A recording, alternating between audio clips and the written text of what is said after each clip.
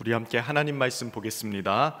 오늘 우리에게 주시는 하나님의 말씀 신약성경 로마서 1장 16절부터 17절까지입니다.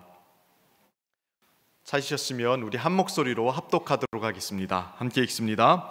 내가 복음을 부끄러워하지 아니하노니 이 복음은 모든 믿는 자에게 구원을 주시는 하나님의 능력이 됨이라. 먼저는 유대인에게요 그리고 헬라인에게로다. 복음에는 하나님의 의가 나타나서 믿음으로 믿음에 이르게 하나니 기록된 바 오직 의인은 믿음으로 말미암아 살리라 함과 같으니라. 아멘. 아주 가난한 집에서 자란 청년이 하나 있었습니다. 아버지가 일찍부터 병이 들고 몸이 불편하셨기 때문에 엄마가 일을 다 해야 됐고, 시장에서 일하는 엄마로서는 감당할 수가 없었습니다. 아이들도 많아서. 그래서 누나들 형들도 고등학교를 졸업하고 다 대학을 갈 수도 없었고, 그래서 일을 해서 가정 경제를 살려야만 했습니다. 막내만 겨우겨우 너까지 그래서는 안 되겠다 해서 누나와 형들과 엄마가 같이 대학을 보내게 됐습니다. 특별히 엄마는 허리가 아픈데도 시장에서 장사를 하면서 뒷바라지를 계속 수십 년간을 하면서 가정을 섬겼는데, 그만 이 막내 아들이 철이 들지 않다 보니까 좀 이 모든 것들이 부끄러웠던 모양입니다. 그러던 어느 날 정말 괜찮은 자매를 만나서 연애하게 됐는데, 자신도 모르게 그 어머니가 일하는 시장 쪽을 지나가지 말아야 되는데 그쪽을 지나가게 됐습니다. 그러다가 누군가가 아는 체를 하게 됐는데 어머니예요. 그런데 굉장히 당황한 거예요. 왜냐하면 자기의 좀 부끄러운 부분이 있었다고 생각했던 것 같습니다. 그러니까 아는 체 하질 못하고 이렇게 막 서둘러서 당황해서 지나가니까 옆에서 물었습니다. 누구냐고. 아는 분이라고. 여러분, 우리가 살다 보면 이럴 때가 있죠. 원하지는 않는데 우리 자신이 무엇인가를 감추려고 하는 그런 순간이 있을 수 있습니다. 부끄러워한다는 말은 수치스럽게 생각한다, 자랑스럽지 않게 여긴다는 뜻입니다. 무엇인가 마음에 걸리는 게 있어서 무엇인가를 감추고 그래서 떳떳하게 말하지 못하는 거, 이거를 부끄럽게 여기다, 수치스럽게 여기다, 이런 뜻으로 사용합니다. 여러분 어떠세요? 여러분들은 그렇지 않음에도 불구하고 정말 이 수치스럽게 또 부끄럽게 여기는 것들이 있습니까? 혹시 여러분의 가족, 주변, 여러분이 하고 있는 일, 여러분의 형편, 여러분의 입장, 수입, 물질, 그리고 일하는 것, 이 모든 것들에 관련해서, 또 아니면 여러분의 지나온 모든 삶의 부분에 대해서 여러분이 혹시라도 부끄럽게 여기는 있습니까? 아마 우리가 부끄럽게 여기지 않는, 하나라도 부끄럽게 여기지 않는 그런 사람은 없을 거예요.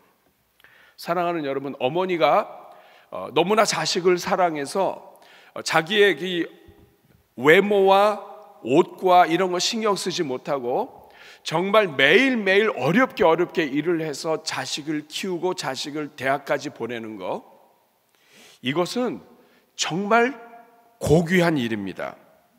놀라운 사랑이에요. 그것을 부끄럽게 여긴다고 하는 것은 그 사랑의 가치를 사실은 모르는 거예요. 어머니 사랑의 가치를 안다면, 형제들의 그 수고의 가치를 안다면 감추려 하지 않을 거예요. 저분이 우리 어머니야, 아마 자신 있게 얘기하겠죠. 오늘 본문에 이와 똑같은 내용이 등장합니다. 오늘 본문 16절에서 사도 바울은 내가 복음을 부끄러워하지 아니하노니 이렇게 이야기합니다. 이 말은 나는 복음을 절대로 부끄럽게 여기지 않는다. 나는 복음을 수치스럽게 여기지 않는다. 다시 말하면 나는 복음의 가치를 너무나 잘 알고 있다. 겉으로 볼 때는 화려하지 않은 것처럼 보이고, 시장에서 일하며 어떻게 보면 우리의 가난을 숨기고 싶은 어떤 부분들도 있을지 모르지만, 나는 그 가치를 안다. 복음의 가치를 안다. 여러분, 사도 바울은 복음 안에서 빛을 보았습니다. 겉으로 볼 때는 부끄러울 수 있고 무엇인가 모자랄 수 있었습니다. 그러나 너무나 큰 그 사랑의 빛을 발견한 사람은 그것을 부끄러워할 수가 없습니다. 성경에 보면 너무나 비싸고 세상에서 가장 존귀한 진주를 발견한 사람은 자기의 모든 소유를 다 팔아서 그 진주를 삽니다. 그 가치를 알기 때문이에요. 이와 같이 사도 바울은 오늘 본문에서 나는 복음을 부끄러워하지 않습니다. 나는 복음을 자랑스럽게 여깁니다. 복음은 너무나 소중한 것입니다 라고 외치고 있는 거예요. 여러분, 사실 십자가는 유대인들에게나 주변 사람들에게 있어서 수치스러운 일이고 부끄러운 일이었습니다. 꺼리는 일이었습니다. 자랑스럽게 얘기할 수 없는 일이었습니다. 왜냐하면 성경에 나무에 달린 자마다 저주를 받았다고 기록되어 있습니다. 그러니까 십자가는 예수님이 고귀한 삶을 살았던 이런 삶을 살았던 간에 관계없이 나무에 달려 죽으신 거예요. 나무에 달린 사람은 이건 저주스럽게 죽은 거예요. 십자가는 정말 저주스러운 죽음입니다. 나무에 사람을 못 박아 놓고 그리고 그 피를 흘려서 말려서 죽게 하는 것이 십자가예요. 그러니 그냥 이 내용을 알지 못하는 사람들이 십자가를 봤을 때에는 이거는 저주스러운 일이에요. 예수님이 십자가에 달려 죽었다, 이것은 그분이 어떤 일을 했느냐에 관계없이 이건 저주스러운 거예요. 그 저주스러운 십자가에 나무에 달려 죽은 그분을 사람들이 믿고 그리고 그 사람을 따른다, 이것은 사람들이 이해할 수 없는 일이었던 것입니다. 그러나 그 예수님이, 죄가 없으신 예수님이, 하나님의 아들로 오신 예수님이 왜 저주스럽게 여길 수밖에 없었던 그 나무 십자가에 달려 죽었어야만 했는가 하는 것을 바로 안다면, 그 십자가의 죽음의 가치를 바로 안다면 부끄러워할 수가 없는 거죠. 사실은 우리가 죄로 말미암아 저주를 받았어야 되는데 예수님께서 우리의 모든 죄의 저주를 대신 짊어지셨습니다. 세상 죄를 지고 가는 하나님의 어린 양으로 죄의 삭은 사망이요 죄의 결론은 저주이고 지옥이고 사망입니다. 끝입니다. 파멸이에요. 그런데 그 모든 죄의 값을 예수님이 지시고 이 땅에 있는 모든 인류의 모든 죄를 짊어지시고 하나님의 약속하시고 예언하신 것을 따라서 세상 죄를 짊어지는 어린 양으로 제물로 나무에 달려 죽으셨습니다. 사실은 우리가 그 저주받아야 될 것을 예수님이 대신 저주받으신 거예요. 이 사실을 아는 사람들은, 이 예수님의 이 십자가의 죽음의 가치를 아는 사람들은 이 복음을 부끄러워할 수가 없는 거예요. 나 때문에 죽었고 이 죽음은 존귀한 죽음이에요. 세상에 어느 누가 나를 위하여 대신 죽습니까? 여러분 주변에 여러분을 위하여 대신 죽어줄 사람 있습니까? 부모와 부부와 자녀들과 일가 친척들 가운데 그것도 죄도 많고 허물도 많고 문제도 많고 평생 사랑해도 우리가 대신 죽기 쉽지 않은데, 사랑하지도 않고 삶의 모든 부분에 허물이 많은 우리를 위하여 누가 대신 죽어줄 수 있습니까?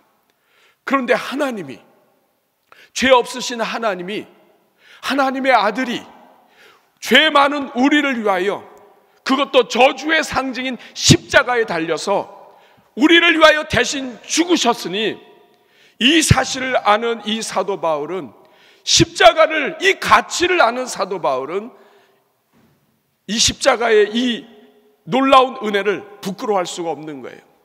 나는 복음을 부끄러워하지 않습니다. 어떤 저주의 이 상징이 십자가랄지라도, 나무에 달린 자마다 저주를 받은 자랄지라도 나는 복음을 부끄러워하지 않습니다 라고 이야기하는 거예요. 사랑하는 여러분, 헬라와 로마의 그 풍성한 문화와 그리고 철학과 그리고 예의와 이 모든 것들만큼 이 기독교가 또 예수 그리스도의 이 모든 부분이 화려하지 않습니다. 기독교는 너무 단순해요. 로마에는 군사력이 있었고 그리고 문화가 있었고 찬란한 여러 지혜가 있었습니다만 기독교는 그러지 않은 것 같아요. 더군다나 성도들은 가난했고 노예 출신도 많았습니다. 여러분, 오늘 우리도 마찬가지예요. 오늘 여러분들은 예수님을 믿는 것을, 십자가를 혹시 여러분은 부끄럽게 여기고 있는 것은 아닙니까? 만약에 여러분들이 친구나 주변 사람들에게 나 교회 다니는 거, 내가 예수님 믿는 것을 부끄럽게 여긴다면, 사람들이 교회 다니는 걸 이상하게 생각하니까 이 과학시대에 동정녀 마리아에게 하나님의 아들이 태어났다는 것, 이 말도 안 되는, 이 이해할 수 없는 이런 부분들이 설명하기 어려우니까, 교회가 너무 힘이 없어 보이니까, 기독교인으로 사는 것이 답답해 보이니까, 그래서 만약 여러분들이 교회를 다니는 것과 예수님 믿는 것과 세상 사람들 앞에서 내가 하나님의 자녀라고 하는 것을 부끄럽게 여긴다면 여러분은 그 가치를 모르는 거예요. 십자가의 가치와 복음의 가치와 능력을 모르는 거예요. 사랑하는 여러분, 오늘 이러한 세대를 향해 오늘 사도 바울은 외치는 것입니다. 나는 복음을 부끄러워하지 않는다. 저는 하나님께서 오늘 이 자리에는 저와 여러분의 눈을 열어주시기를 간절히 축복합니다. 복음의 그 은혜와 능력이 무엇인지를 깨닫게 해주시기를 축복합니다. 오늘 이 사도 바울이 나는 복음을 부끄럽게 여기지 않습니다, 나는 복음을 자랑합니다 라고 하는 이 외침, 오늘 종교개혁주일에 우리가 들어야 할 외침입니다. 종교개혁주일에 정말 개혁되어야 할 심령은 세상이 아니라 그 놀라운 가치를 만났음에도 가치를 깨닫지 못하는 우리에게 있습니다. 어머니의 그 큰 사랑을 받았음에도 불구하고 그 어머니의 존귀한 사랑을 깨닫지 못했던, 아까 이야기했던 그 젊은이처럼 오늘 우리가 그 풍성한 사랑 안에 있으면서도 이 복음의 가치와 능력을 알지 못한다면 오늘 우리 자신이 개혁되어야 합니다. 저는 오늘 이 아침에 하나님의 은혜가 여러분들 위해 함께하기를 축복합니다. 그렇다면 여러분, 오늘 본문의 사도 바울은 왜 복음을 부끄러워하지 않는다고 말하고 있습니까? 사도 바울 도대체 무엇을 깨달았기에, 사도 바울은 도대체 무엇을 알게 되었기에 성경을 통해서 그 가슴 속에 이래서 이 복음은 능력이구나 하는 것을 알았기에 복음을 부끄러워하지 않는다고 말하고 있습니까? 오늘 우리가 읽은 본문 16절과 17절에는 아주 두 가지 중요한 복음을 부끄러워하지 않는 사도 바울의 그 이유를 알려주고 있습니다. 오늘 이 두 가지 이유를 함께 나누면서 이 종교개혁주일에 우리 자신도 복음을 부끄러워하지 않는 사람, 복음의 가치를 깨닫는 우리가 되기를 축복합니다. 첫 번째, 왜 사도 바울은 복음을 부끄러워하지 않는다고 말합니까? 같이 한번 읽습니다. 시작. 복음은 모든 믿는 자에게 차별 없이 구원을 주시는 하나님의 능력이 되기 때문이다. 왜 복음을 부끄러워하지 않냐 하면, 복음은 모든 믿는 자마다, 그 사람이 누구든지 관계없이 차별 없이 믿는 자는 다 구원을 주시는 하나님의 능력이 되기 때문이다.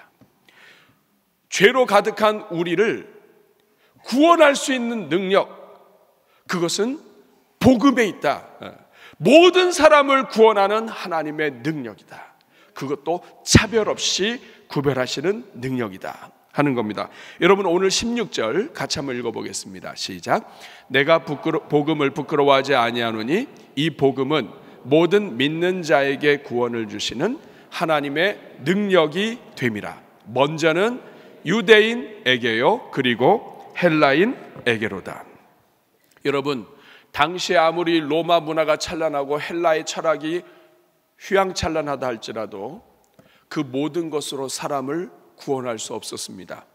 사람의 그 모든 죄의 문제를 해결하고 인생 자체를 죄 가운데서 하나님의 은혜와 영원한 생명으로 인도할 수 있는 것은 아무것도 없었습니다. 오히려 배우고 또 찬란하고 서로 토론하고 그리고 이 휘황찬란한 문화가 사람을 사람 되게 하는 것을 하지 못하고 있었습니다. 오히려 더 타락하게 만들고 더 정죄하게 만들고 아주 작은 것도 사람을 용서하게 만드는 것이 아니라 용서하지 못하는 사람으로 만들어 버렸습니다. 내가 알고 있는 이 지식 때문에 그 지식 기준에 해당되지 못하는 사람을 정죄하고 그리고 사랑하지 못하는 일들이 많이 일어난 거예요. 사랑하는 여러분, 이 세상에 어떤 철학도 어떤 도덕도 어떤 누구도 사람을 구원하지 못합니다. 어느 누구도 인간을 죄로부터 해결하지 못합니다. 이 인간 깊은 곳에 들어와 있는 이 죄의 문제를 사람이 어떻게 할 수가 없는 거예요. 자신의 똑똑함을 자랑하고 자기가 가진 것을 자랑하고 그래서 자기가 배웠기 때문에 자기가 누리기 때문에 오히려 사람은 더 교만해지면 교만해졌지, 죄가 늘으면 늘었지, 더 겸손하게 되는 법이 없는 것입니다. 배웠기 때문에 남을 업신여기고 가졌기 때문에 사람을 무시하는 것이 이 세상인 거예요. 그러나 여러분, 예수님께서 나의 모든 죄를 위하여 대신 죽으시고 저주를 받아 피 흘리시고 그리고 예수 그리스도께서 사흘 만에 다시 부활하셔서 예수님을 믿는 모든 자들에게 죄값을 치르시고 죄를 사하여 주시고 이제는 예수님과 부활과 함께 연합하여 영원토록 생명을 갖게 하시는 것, 이거는 예수님만이 주실 수 있는 은혜요 선물이었습니다. 예수님을 믿는 모든 자들에게는 생명이 들어가는 것입니다. 예수님을 믿는 모든 자들에게는 이 땅의 모든 죄를 이길 수 있는 힘과 은혜와 능력을 얻게 되는 것입니다. 사랑하는 여러분, 누가 마귀의 권세로부터 우리를 해방할 수 있습니까? 누가 죄 때문에 우리의 마음이 더러워지고 죄 때문에 서로 간에 문제가 생기고 서로 미워하는 이것으로부터 우리를 구원해 줄 수 있습니까? 그러나 복음은 영생을 얻게 하는 능력이 있습니다. 영원한 삶을 살게 합니다. 어떤 환경에서도 하나님을 바라보며 하나님 안에서 소망을 가지고 살게 만듭니다. 복음은 어떤 인생도 구원합니다. 이 세상은 차별로 가득하지만 하나님은 어떤 민족 어느 누구든지 다 구원하십니다. 유대인도 헬라인도 한국 사람도 중국과 베트남과 아시아를 뛰어넘어서 남미와 북미와 그리고 아프리카 유럽까지 하나님은 모든 사람들, 모든 믿는 자들에게 차별 없이 믿기 때문에 다 구원하시는 하나님의 은혜가 있습니다. 복음은 바로 이 능력이 있는 거예요. 누구든지 믿는 자는 그 사람이 어떤 죄를 지었던 어떤 인생이었던 과거에 어떤 문제가 있었던 간에 관계없습니다. 복음 안에는 하나님의 능력이 있습니다. 구원하시는 능력이 있습니다. 차별하지 않는 능력이 있습니다. 여기에서 우리는 하나님이 참 부모임을 깨닫게 됩니다. 부모는 모든 자식을 다 사랑합니다. 뛰어나도 사랑하고 연약해도 사랑하고 어떨 때는 연약하기 때문에 더 사랑합니다. 그런데 이것은 부모만 할 수 있는 거예요. 복음은 창조주 하나님이 우리 인생의 아버지이시며 참 부모임을 알려줍니다. 하나님은 아버지이시기 때문에 유대인도 헬라인도 어느 누구도 어떤 인종도 관계없이 하나님은 다 구원하시고 하나님은 다 품으실 수 있는 겁니다. 탕자가 심지어는 아버지를 모욕하고 집을 나갔다 할지라도 우리 아버지는 기다리실 수 있는 아버지입니다. 그 이유는 참 아버지이시기 때문입니다. 사랑하는 여러분, 사도 바울은 바로 여기에 눈을 뜬 것입니다. 내가 복음을 부끄러워하지 않는다. 복음은 모든 믿는 자들에게 구원을 주시는 하나님의 능력이다. 어떤 인생도 하나님 안에서 새 출발할 수 있다. 어떤 인생도 하나님 안에서는 하나님의 능력에 쓰임받을 수 있다. 이것을 이 사도 바울은 깨달은 거예요. 그리고 두 번째, 왜 사도 바울은 복음을 부끄러워하지 않느냐? 2번 같이 한번 읽겠습니다. 시작. 복음에는 믿음으로 의롭다 하시는 하나님의 의가 담겨 있기 때문이다.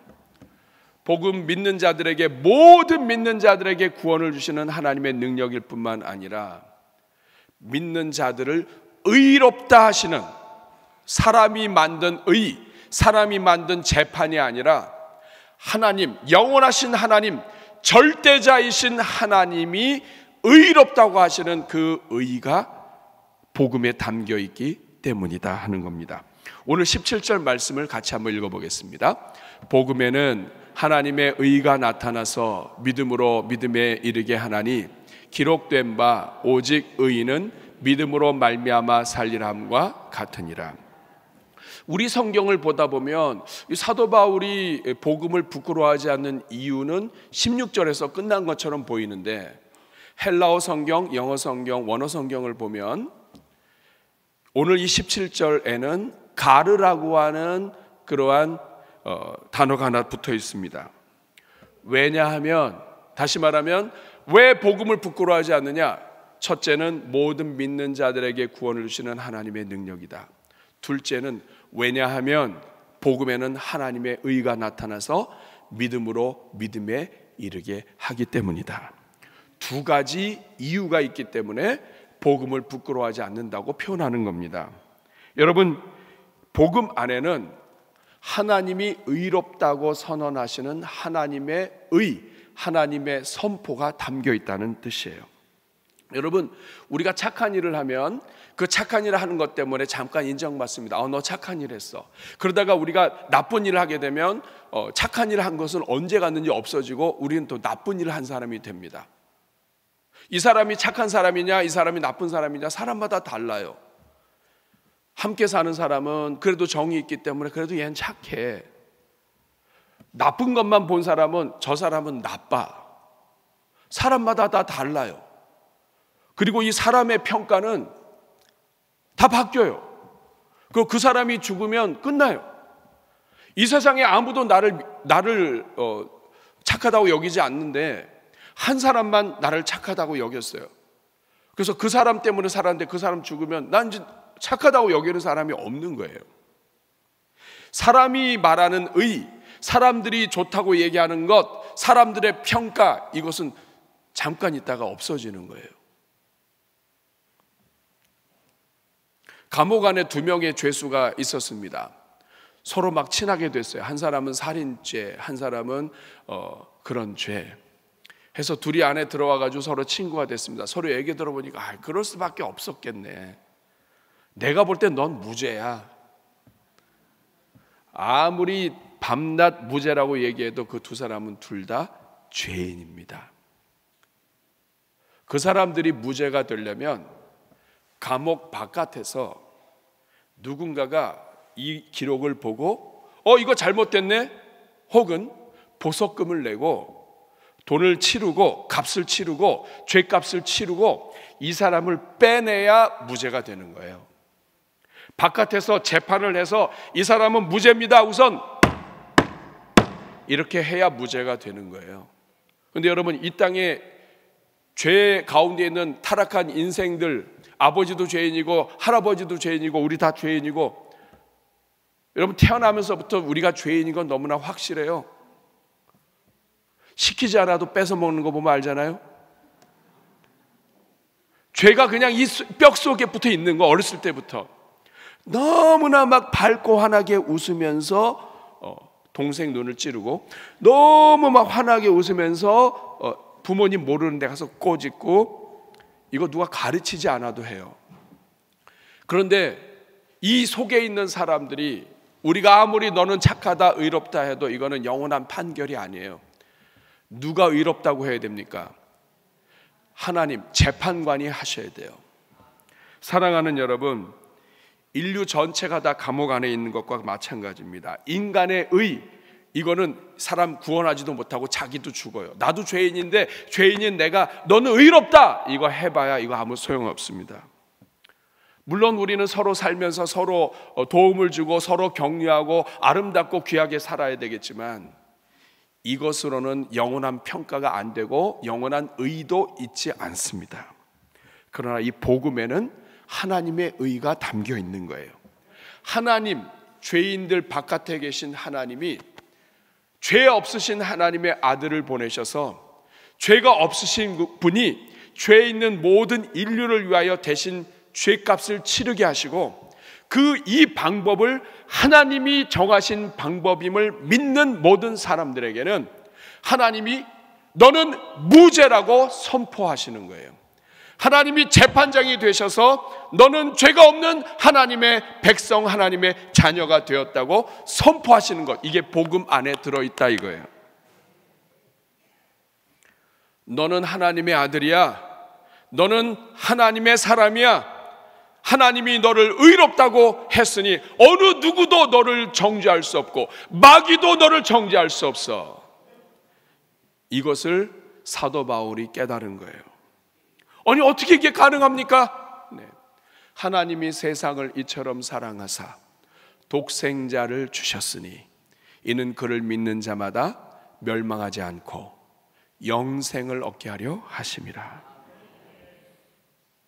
예수 그리스도께서 나를 위하여 대신 십자가를 지시고 사흘 만에 다시 살아나신 것을 믿는 사람들마다 의롭다고 하시는 하나님의 의, 이것이 이 복음 안에 담겨 있기 때문에 이 복음을 어떻게 부끄럽게 여길 수 있냐 이거예요. 나를 위하여 죽으신 예수 그리스도의 그 구속의 은혜를 어떻게 부끄럽게 여길 수 있어요? 하나님이 믿는 자마다 구원을 주시고 영원히 의인이다, 의롭다 칭하시는 이것을 어떻게 부끄럽게 여길 수 있어요? 여러분, 우리나라 대법원도 잘못된 판결 내릴 수 있습니다. 역사를 보면 정치적인 결탁에 의해서 얼마든지 감출 수 있고 죄가 있어도 없다고 할 수 있었습니다. 오늘 우리 교회가 함께 광화문에 기도하러 올라가는 것도 인간의 이 심판 법 제도에 한계가 있기 때문에 그렇습니다. 저출산 위기 속에서 동성애를 조장하고 또 촉진하는 법을 만듦으로써 판결을 내림으로써 이 땅에 있는 백성들과 이 모든 것, 문화와 다음 세대와 이 모든 것들을 고려하지 않고 이 나라가 어떻게 되든지 간에 그 부분에 대한 책임이 없이 진행하는 이 부분을 우리가 함께 교회가 기도하며 하나님, 이 땅에 하나님 은혜를 내려달라고 엎드리려고 하는 거예요. 흰옷 입은 주의 자녀들, 순결한 주의 자녀들, 오늘 찬양들처럼 하나님의 백성들이 정말 다시 일어서도록 우리가 나아가려고 하는 거예요. 사랑하는 여러분, 복음에는 두 가지 능력이 있습니다. 하나는 죽이는 능력이에요. 우리의 모든 죄를 죽이고 우리의 육을 죽이고 우리의 교만을 죽이고 우리의 모든 더러운 것들을 죽이고 우리 안에 있는 그 악한 마음들을 죽이는 능력이 있습니다. 동시에 이 복음은 살리는 능력이 있습니다. 어떤 인생도 살아날 수 있습니다. 내가 왜 살아야 하는지, 무엇을 위해서 살아야 되는지, 나를 통해서 하나님이 무엇을 원하시는지, 내가 왜 이 땅에 존재하는지, 복음을 만나고 하나님을 만나야만 살 수 있습니다. 그래서 여러분, 예수님께서는 내가 곧 길이요 진리요 생명이다, 예수님을 통해서만 구원과 생명에 이룰 수 있고 인생의 목적을 알 수 있다고 얘기하신 것입니다. 오늘은 종교개혁 주일입니다. 성경은 모든 믿는 자에게 구원을 주시는 하나님의 복음에 모든 믿는 자에게 구원을 주시는 하나님의 능력이 있음을 선포하고 믿음으로 구원받는 것을 선포하고 회복한 것, 이것이 종교개혁입니다. 그 당시에 로마 가톨릭은 그렇게 하지 못했습니다. 오직 성경으로 돌아가는 것이 개혁인데 성경에서 자꾸만 없는 것을 붙이고 믿음으로만 구원을 받을 수 있는데 믿지 않고 행위로도 연보로도 면죄부, 비싼 값을 치르고 면죄부를 사서 그 당시 사람들의 6개월 집세 정도 값이었다 그래요. 이 면죄부를 사서 이거를 사면, 선한 일을 하면 이것으로 구원받는다고 성경에 있지 않는 이야기들을 가르쳤습니다. 마리아를 숭배하고 그리고 이런 모든 일들을 참다 못해서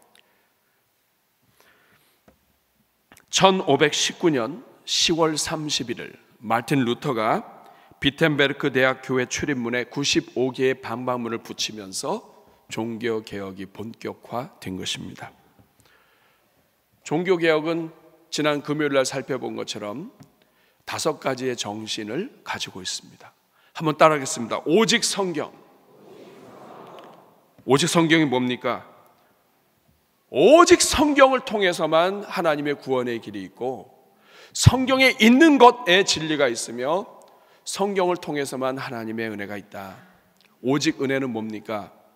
우리의 구원은 하나님의 은혜다. 하나님의 선물이다. 오직 믿음. 따라하겠습니다. 오직 믿음. 오직 믿음은 오직 믿음으로서만 구원받는 것이다. 다른 것으로 인간의 행위로 자랑으로 구원이 안 된다. 그리고 오직 그리스도. 따라하겠습니다. 오직 그리스도. 오직 그리스도는 우리 구원의 길은 오직 예수 그리스도밖에 없다. 구원을 주신 이름이 그리스도 외에는 없다. 그리고 마지막은 오직 하나님께 영광입니다. 따라하겠습니다. 오직 하나님께 영광. 하나님만이 영광 받으셔야지 어떤 인간이나 교황이나 어느 누구도 이 영광을 가로채서는 안 된다. 구원은 처음서부터 끝까지 하나님이 주인이시고 하나님이 영광 받으셔야 한다. 사랑하는 여러분, 이게 종교개혁입니다. 종교개혁은 무엇인가를 뜯어 고친다는 뜻이 아니라 이 개혁은 성경으로 돌아가는 것을 의미합니다. 오늘 저는 저와 여러분이 다 성경으로 돌아갈 수 있기를 바랍니다. 내 삶 속에서 하나님이 기뻐하지 않는 것이 있다면 돌아가야 합니다. 내가 주장하고 싶은 것이 있고 강조하고 싶은 것이 있다 할지라도 그것이 성경에 비춰져야 되고 내가 성경으로 돌아가서 내가 성경을 먼저 사랑해야 합니다. 70번씩 7번이라고 하는 이 성경의 예수님의 말씀을 내가 순종하지 않으면서 나는 3번 이런 생각을 가지고 있다면 성경으로 돌아가고 개혁의 대상입니다. 종교개혁은 다른 사람을 개혁하는 것이 아니라 내가 성경으로 돌아가서 나를 개혁하는 것이 종교개혁입니다. 사랑하는 여러분, 오늘 우리 환경은 쉽지 않습니다. 디모데후서 1장 8절을 보니까 사도 바울이 디모데에게 말합니다. 주를 위하여 갇힌 자 된 나를 부끄러워하지 말아라. 살다 보면 갇힐 수도 있고 살다 보면 눌릴 수도 있고 살다 보면 가난할 수도 있고 어려울 수도 있다. 그러나 환경을 보고 부끄러워하지 말고 오직 하나님의 능력을 따라 복음과 함께 고난을 받아라. 복음에는 반드시 능력이 있고 생명이 있으니까 복음을 놓치지 말아라.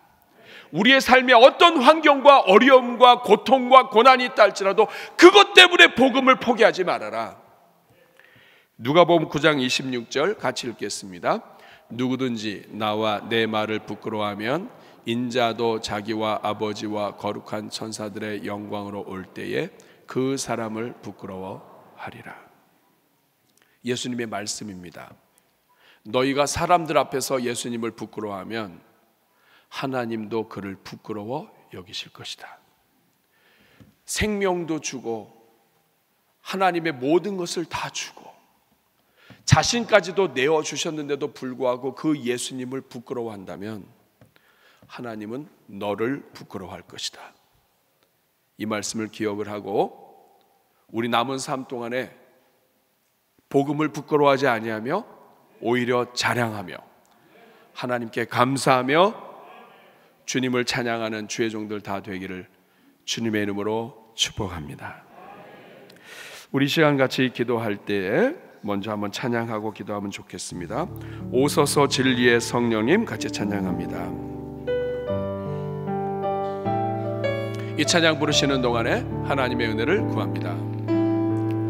오소서 진리의 성령님 이 땅 흔들며 임하소서 거짓과 타며 죄악에 무너진 우리 가슴 정케 하소서 오소서 은혜의 성령님 오소서 은혜의 성령님 하늘 가르고 임하소서 거룩한 불꽃 하늘로서 임하사 타오르게 하소서 주 영광 위에 부흥의 불길 타오르게 하소서 진리의 말씀 이 땅 새롭게 하소서 은혜의 강물 흐르게 하소서 성령의 바람 이 땅 가득 불어와 흰 옷 입은 주의 순결한 백성 주의 영광 위에 이제 일어나 열방을 치유하며 행진하는 영광의 그날을 다시 한번 고백합니다. 부흥의 불길 타오르게 하소서 부흥의 불길 타오르게 하소서 우리의 심령과 우리의 가정과 우리의 이 교회와 나라 위에 부흥의 불길이 타오르고 진리의 말씀이 은혜의 강물 성령의 바람 성령의 바람 이 땅 가득 불어와 흰 옷 입은 주의 순결한 백성 주의 영광 위에 이제 일어나 열방을 치유하며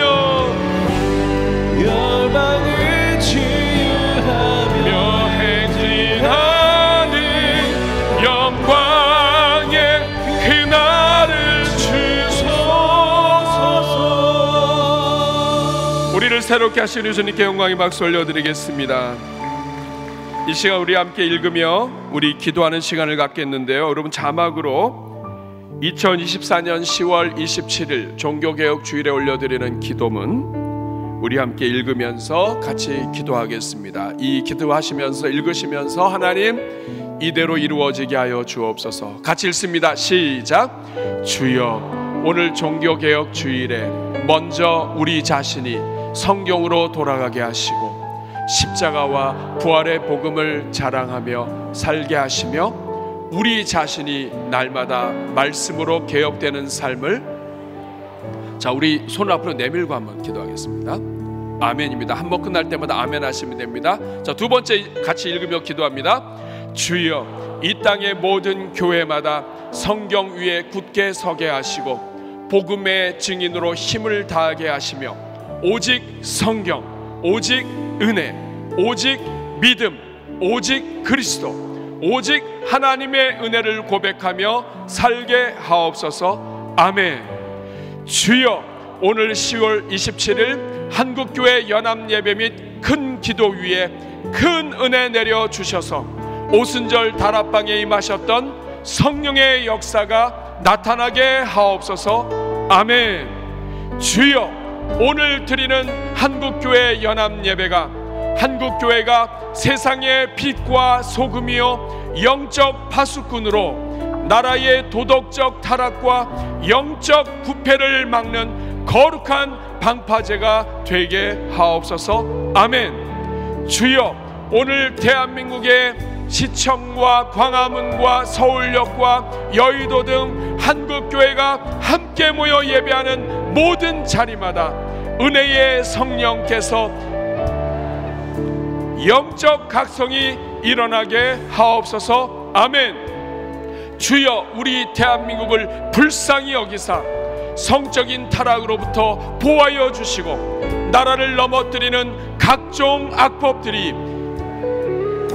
나라를 흔들려는 악한 자들마다 넘어지게 하옵소서. 아멘. 주여, 이번 집회를 통해 이 땅의 모든 하나님의 선한 일꾼들이 담력을 얻어 악법을 저지하는 용사들로 서게 하시며 대한민국이 대대로 건강한 가정을 회복하고 거룩한 나라를 재건하게 하옵소서. 아멘. 주여, 오늘 우리 대한민국 교회 위에 회개의 영을 부어 주셔서 먼저 교회가 사명을 감당하지 못하고 불순종했던 모든 죄를 회개하게 하시고 모두가 성령으로 새롭게 되어 이 땅에 하나님의 나라를 세워갈 힘을 얻게 하옵소서. 아멘. 주여, 우리 한국교회의 심령에 민족 복음화와 통일의 소원이 회복되게 하셔서 민족의 가슴마다 피 묻은 그리스도의 피를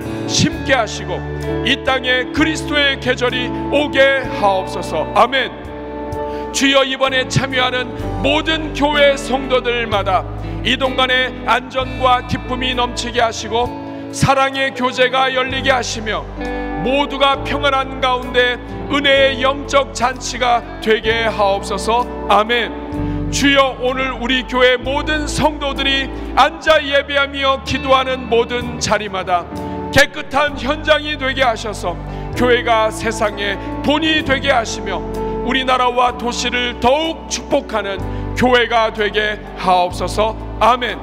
주여, 이번 집회가 한국교회가 다 함께 연합하는 영적 연합의 자리가 되게 하시고 할아버지 할머니의 기도가 부모와 자녀의 기도로 연결되는 영적 계승의 시간이 되게 하옵소서.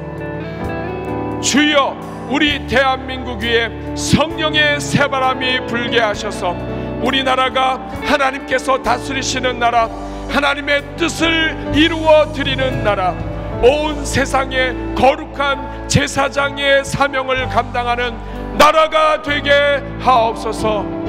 아멘. 이 모든 간구를 예수님의 이름으로 기도하옵나이다. 아멘. 이 일을 이루실 우리 하나님께 영광의 박수 올려드립니다. 주님 앞에 헌금 예물 드리시면서 득송하겠습니다.